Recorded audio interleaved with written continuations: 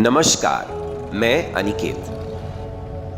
आप मुझे नहीं जानते और ना मुझे आप देख सकते हैं, क्योंकि मैं अभी एक व्यक्ति नहीं रहा। मैं बन गया हूं हिस्सा दूसरों के शरीरों का।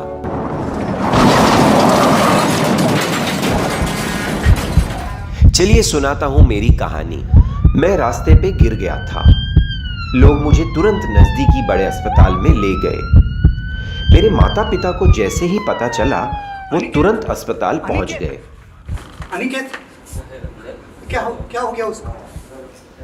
डॉक्टर डॉक्टर अनिकेत, कैसा है मेरा बेटा? डॉक्टर आप बैठिए, समझाता हूँ। कहाँ पे है? बैठिए, आप बैठिए, मैं समझाता हूँ आपको। चलिए, देखिए, अनिकेत को एक्सीडेंट के बाद सर में गहरी चोट आई हुई है। हम हमारी तरफ से पूरी संभव कोशिश कर रहे हैं उसे बचाने की, बट चोट लगने के कारण सर में जो लामार लगा है उसके लिए ऑपरेशन करना पड़ेगा। ऑपरेशन? उसके लिए हमने न्यूरोसर्जन बुलाया है।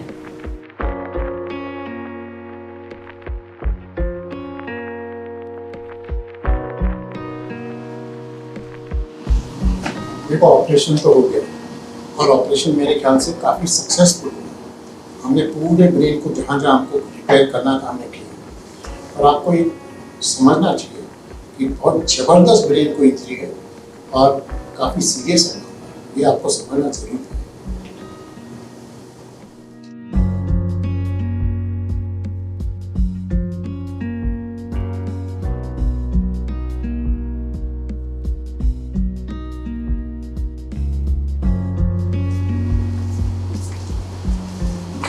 तो अभी भी कंडीशन सीरियस है और मैं कहूँगा काफ़ी ज़्यादा सीरियस है। और दूसरी चीज़ है, उनकी ब्रीदिंग का भी अभी कंट्रोल जरा बराबर है, तो हम उसको वेंटिलेटर पे डालेंगे। तो ये समझना बिल्कुल ज़रूरी है कि मामला सीरियस ही नहीं, काफ़ी ज़्यादा सीरियस है। डॉक्टर साहब, 3 दिन हो गए ऑपरेशन हो गया है। मेरा बेटा बच तो जाएगा ना? आपको अभी तक उसकी कंडीशन के बारे में क्या पता है? ऑपरेशन तो हो गया है, सर पे चोट बहुत आई है और सीरियस है, इतना ही पता है। जी, आपको कल डॉक्टर ने बताया था कि अनिकेत की कंडीशन सीरियस थी। आज हमारे 4 डॉक्टर्स ने उसकी जांच की और उसका कोई रिस्पांस नहीं है और हम लोग ये नतीजे पे पहुंचे हैं कि उसका ब्रेन डेथ हो गया। डेथ? सर, उसकी धड़कनें तो चल रही है ना? आप कैसे बोल सकते हैं? वो ब्रेन डेथ है। ब्रेन डेथ का मतलब है उनकी डेथ हो चुकी है। उनका हार्ट और सांसें दवाई और मशीनों की वजह से चल रहा है और कुछ देर में वो भी बंद हो जाएगा।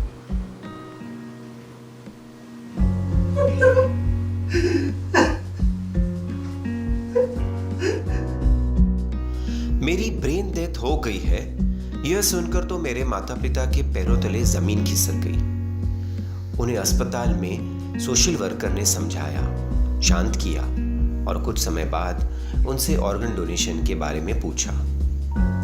मेरे माता पिता दुख की उस घड़ी में निर्णय नहीं ले पा रहे थे। अंकल, डॉक्टर की बात मैं समझ रहा हूँ। अंकल, आप खुद एक ड्राइवर हो, बराबर? अंकल, जब किसी और की गाड़ी की पेट्रोल खत्म हो जाता है और आप उसी रोड पे हो, तो उस समय आप क्या करोगे? मैं मेरे गाड़ी से थोड़ा पेट्रोल निकाल के उनको दे दूंगा। सच कहा आपने। जैसे ही आप थोड़ा सा पेट्रोल देते हो, लेकिन आपकी गाड़ी की कार्य क्षमता पे कोई असर नहीं होता, लेकिन किसी की रुकी हुई गाड़ी आगे चल पड़ती है। शरीर के मामले में हम इसे ब्लड डोनेशन भी कह सकते हैं। अंकल, इंजन के बिना गाड़ी नहीं चल सकती, वैसे ब्रेन डेथ के बाद हमारे बाकी के ऑर्गन काम करना बंद कर देते, लेकिन उन ऑर्गन को मशीन के द्वारा ब्लड, न्यूट्रिशन, ऑक्सीजन दिया तो कुछ घंटे के लिए वो ऑर्गन काम कर सकते। जैसे गाड़ी के स्पेयर पार्ट, बैटरी, टायर हम दूसरी गाड़ी में इस्तेमाल कर सकते हैं, वैसे ही ब्रेन डेथ व्यक्ति के ऑर्गन जैसे किडनी, लीवर, हार्ट ये हम दूसरे व्यक्ति को देकर उसको जीवन दान दे सकते हैं। हाँ, ये बात तो सच है। माँ जी, आपका बेटा डिलीवरी करने जाता था, बराबर? हाँ। माँ जी, आज आप सहमति देते हो तो आज भी आपका बेटा डिलीवरी करेगा। कैसे? अंग दान करके। उस दिन मेरे माता पिता ने सूझबूझ और समझदारी पूर्वक अंगदान करने का निर्णय लिया तो कई लोगों की रुकी हुई जिंदगी चल पड़ी। लेकिन आज भी समाज में बहुत ऐसे लोग हैं जो अंग मिलने की प्रतीक्षा कर रहे हैं। मेरा नाम जायदा शेख है। मुझे 9 साल से किडनी का प्रॉब्लम है, जिसकी वजह से मैं डायलिसिस पे हूँ। मैं पनवेल में रहती हूँ और केम में डायलिसिस के लिए आती हूँ। इतने दूर से सफ़र करना मेरे लिए प्रॉब्लम भी होता है। डायलिसिस के दौरान बहुत सी तकलीफ़ें होती है, जिसकी वजह से बीपी वगैरह लो होता है, चक्कर आके गिर जाती हूँ। काफ़ी सालों से स्ट्रगल कर रही हूँ किडनी के लिए। मुझे लीवर का प्रॉब्लम है, तो लीवर मेरा पूरा डैमेज हो गया है। लीवर की तकलीफ क्या है मुझे मालूम पड़ रहा है। पेट में पानी इतना जमा होता है कि हर महीने में 15 दिन में पानी निकालना पड़ता है। 5 लीटर 10 लीटर कभी कभी 15 लीटर पानी जमा होता है। तो इसके कारण जो सुई लगाते हैं उन लोग, उससे बहुत तकलीफ होती है। तो ऐसे ये सब चीज़ जॉइंटिस से हो गया है, जो लीवर ख़राब हो गया मेरा। तो अपने सगे वाले भी कोई लीवर जल्दी देते नहीं। In India, the Human Organ Transplantation Act was passed in 1994, which was later amended. According to this act, there cannot be any commercial dealings in human organs or tissue transplantation. There were 3 networking agencies which were established as per this act in India at the national level, regional level as well as the state level. These are called as NOTO, ROTO and SOTO. The regional level as well as the state level organizations were established in the year 2017 in the prestigious institution or the twin institutions of St. G.S. Medical College and KEM Hospital.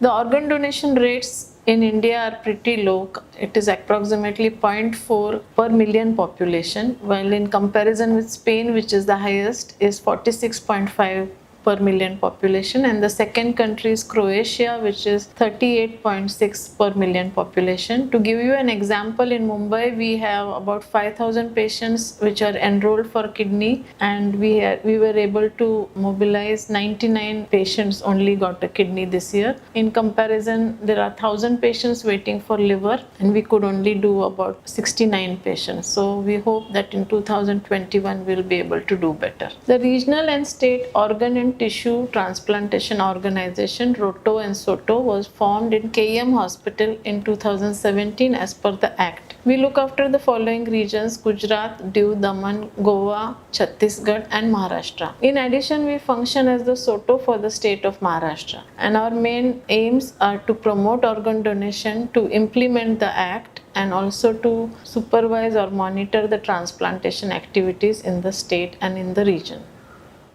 कई बार लोग हमारे पास यह confusion लेके आते हैं कि क्या coma और ब्रेन स्टेम डेथ एक ही चीजें हैं या अलग अलग हैं। कोमा वह स्थिति है जहां पर ब्रेन का फंक्शन कॉम्प्रोमाइज्ड है, ब्रेन ठीक से काम नहीं कर रहा है, परंतु जो बॉडी के वाइटल रिफ्लेक्सेस हैं, जैसे ब्रीदिंग है या हार्ट बीट का कंट्रोल है या पिपिलरी रिफ्लेक्सेस हैं, ये इंपॉर्टेंट रिफ्लेक्सेस कहीं ना कहीं प्रिजर्व्ड हैं, कहीं ना कहीं कोई ना कोई सेंसेशन अभी भी इंटैक्ट है, और ये लोग उस परिस्थिति से वापस नॉर्मल होने का चांस रखते हैं, यानी कि ये वापस नॉर्मल हो सकते हैं। जबकि ब्रेन स्टेम डेथ वह कंडीशन है जहां पर ब्रेन, चाहे वो मेन ब्रेन हो जो सोचता है, समझता है, हमको कॉन्शियस फील कराता है, या इवन छोटा ब्रेन स्टेम जहां के सारे वाइटल फंक्शंस होते हैं, जैसे कि breathing, blood pressure control, heart control, electrolyte control, यह दोनों पार्ट पूरी तरह से और परमानेंटली डेड हो चुके हैं, मृत हो चुके हैं, उसको हम बोलते हैं ब्रेन स्टेम डेथ। जब यह हो जाता है तो इंसान सिर्फ सपोर्ट्स पे उसका हार्ट चलता रहता है, परंतु उसके अलावा कोई भी और फंक्शन ना उस समय चल रहा होता है न वापस आ सकता है। ऑर्गन डोनेशन जो है वह सिर्फ ब्रेन स्टेम डेथ लोग ही कर सकते हैं। कोमा वाले लोगों को हम ऑर्गन डोनेशन के लिए नहीं सोच सकते, क्योंकि उनके वापस आने की, उनके नॉर्मल होने के चांसेस हैं। 1994 में पारित किए गए होटा एक्ट के तहत अस्पतालों को ऑर्गन ट्रांसप्लांट के लिए अनुमति दी जाती है। ऑर्गन निकालने की और ऑर्गन ट्रांसप्लांट करने की अनुमति ये एक्ट द्वारा अस्पतालों को मिलती है। जो मरीज अब ऑर्गन ट्रांसप्लांट के लिए डिजायरस है, इच्छुक है, उनका नाम इन अस्पतालों में दर्ज करके उनकी वेटिंग लिस्ट मेंटेन की जाती है। ये काम जोन की लेवल पे जोनल ट्रांसप्लांट कोऑर्डिनेशन सेंटर, जिसे ZTCC भी कहा जाता है, ये ऑर्गेनाइजेशन करती है। ये काम स्टेट के लेवल पे सोटो करता है और रीजन के लेवल पे रोटो करता है। नेशनल लेवल पे नोटो ये काम करता है। ये जो मरीज वेटिंग लिस्ट में रजिस्टर हो जाते हैं, उनकी एक रैंकिंग सिस्टम रहती है। ये रैंकिंग सिस्टम ऑर्गन ट्रांसप्लांट में कार्यरत जो विशेषज्ञ है, गवर्नमेंट द्वारा नियुक्त किए गए विशेषज्ञों की कमेटी डिसाइड करती है कि रैंकिंग सिस्टम कैसा हो, और ये एक सिस्टमैटिक और ऑटोमेटेड प्रोसेस है। वेटिंग लिस्ट में नाम दर्ज कराने के बाद मरीजों को अपना नंबर पता चलता है। कोई भी अस्पताल, कोई भी डॉक्टर ZTCC, रोटो, सोटो या नोटो की परमिशन के बगैर ऑर्गन ट्रांसप्लांट की कोई कार्रवाई नहीं कर सकता।